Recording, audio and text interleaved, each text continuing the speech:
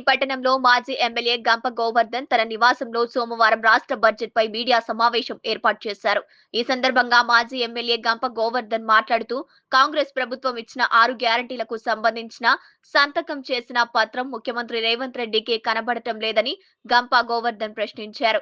గెలిచినటువంటి కాంగ్రెస్ ప్రభుత్వం మూడోసారి రాష్ట్ర ప్రజలకు ఏమేమి చేయాలనేది 3,24,000 కోట్ల చిలుకు బడ్జెట్ను ప్రవేశపెట్టడం జరిగింది.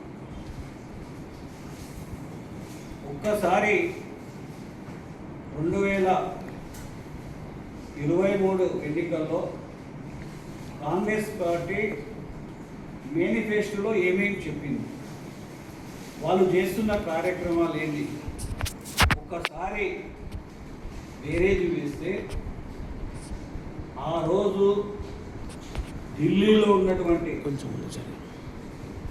ఆది నాయకులు కాంగ్రెస్ పార్టీ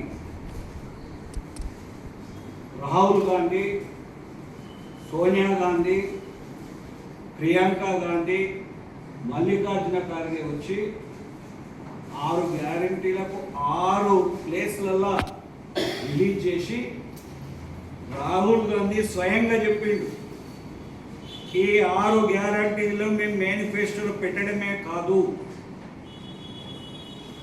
దీన్ని చట్ట రూపంలో తీసుకొస్తామని, చట్టం చేసి అమలు చేస్తామని చెప్పింది. అంటే ఏదైతే ఒక చట్టం చేస్తామని చెప్పిందో ఆ చట్టం అసెంబ్లీలో చేస్తే తప్పకుండా అది అమలు చేయాల్సిన బాధ్యత ప్రభుత్వం మీద ఉంటుంది.